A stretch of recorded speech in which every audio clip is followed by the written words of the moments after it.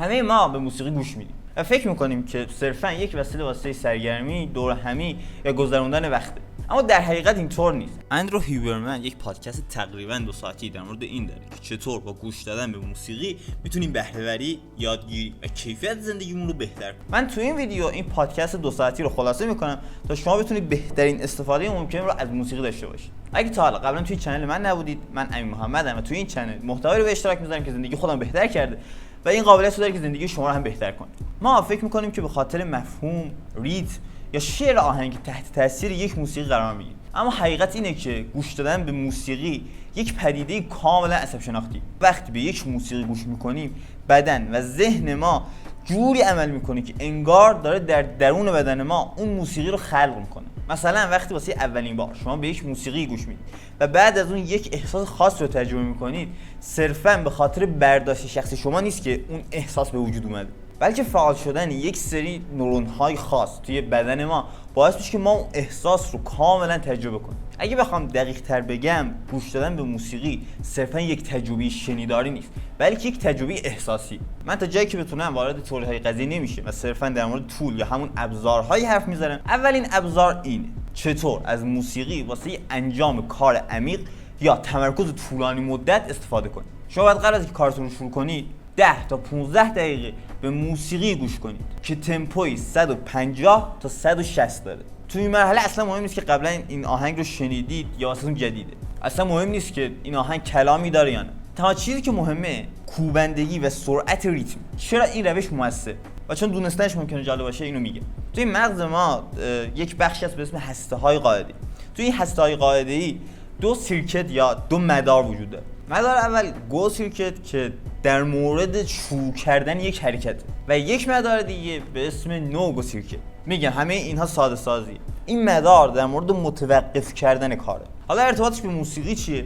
وقتی شما با آهنگی گوش میدید که تمپوی بالایی داره، باعث میشه که این مدار گو سیرکت و استکاک رو واسه کاری که میخواید شروع کنید کمتر کنه. به خاطر همین این روش موثر. چه محیطی واسه انجام کار عمیق موثرتره؟ بهترین محیط واسه انجام کار عمیق جایی که سکوت حاکمه. و به خاطر همین حین کار عمیق شما نباید به موسیقی گوش کنید که یک سری فاکتورها رو نداره. حالا در موردش حرف میزنم. چرا همچین محیطی واسه کار عمیق بهینه است؟ اینجا پادکست به شخص واسه من خیلی جالب و خیره کننده بود.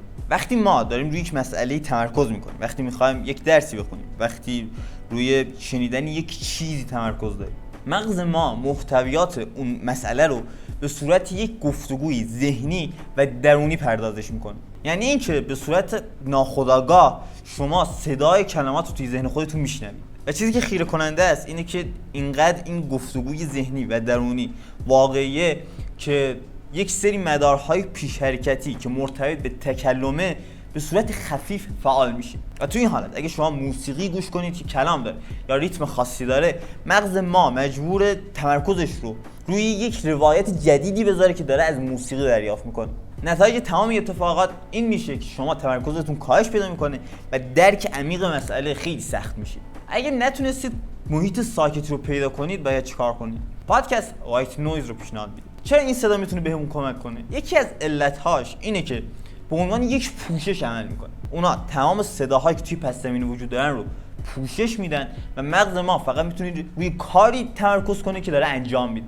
یکی از مهمترین ابزارهایی که این پادکست پیشنهاد میده در مورد اینه که چطور با موسیقی بتونیم احساساتمون رو مدیریت کنیم. ابزارهایی که پادکست پیشنهاد میده به شدت ساده است ولی به شدت کاربردی. اگه حال روحیمون بد و نسبت به یک مسئله احساس افسردگی میکردیم و ناراحت بودیم، باید چیکار کنیم؟ باید به موسیقی گوش کنید که غمگینه و تمپوش پایینه و کمتر از 60 یا 50 بی پی ام.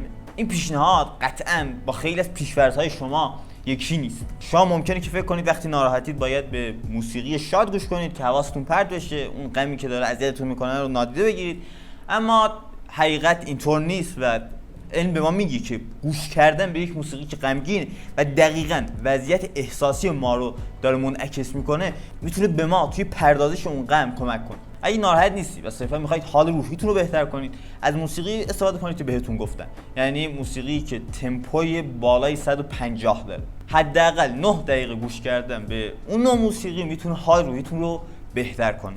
یک آهنگ به خصوصی هم هست که اگه به اون گوش بدید میتونه سطح استرستون رو کاهش بده. اسم این آهنگ ویتلس یا بی‌وزن. من لینک آهنگ رو توی دیسکریپشن گذاشتم و شما میتونید تجربهش کنید. بهتون تبریک میگم چون شما الان یک جعبه ابزاری دارید که میتونید به بهینه ترین حالت ممکن موسیقی گوش کنید. شما هر موقع خاصی میتونید دستگاه عصبیتون رو تحریک کنید، باهاش کار عمیق انجام بدید، تحریک پذیری دستگاه عصبیتون رو پایین بیارید و استراحت کنید. خیلی ممنونم که تا انتهای ویدیو با من همراه بودید. تا ویدیوی بعدی مراقب خودتون باشید. خدا نگهدار.